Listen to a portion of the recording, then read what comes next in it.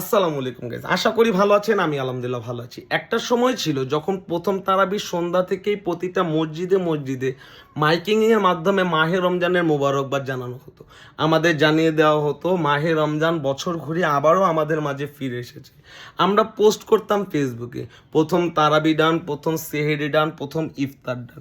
সেই ব্যাপারগুলো নিয়ে হাসি তামাশা করতে করতে সেটাকে ব্যাকডেটেড একটা প্রথা হিসেবে প্রচলন করা হলো। আমাদের বাধ্য করা হলো এই প্রথা থেকে বিমুখ হয়ে যাওয়ার। এখন আর কেউ পোস্ট করে না, কিন্তু আমাদের কিন্তু এটা নিয়েই আনন্দ উদযাপন করা উচিত ছিল। কারণ মুসলিম উম্মার জন্য মাহে রমজান হলো সবচাইতে আনন্দের মাস। আমরা এই আনন্দের মাসকে কিভাবে উদযাপন করব সেটাই কিন্তু আমাদের দায়িত্ব হওয়া উচিত ছিল।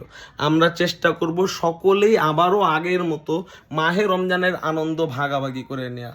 সবাই মাহে রমজানের পবিত্রতা রক্ষা করুন। আল্লাহ হাফেজ।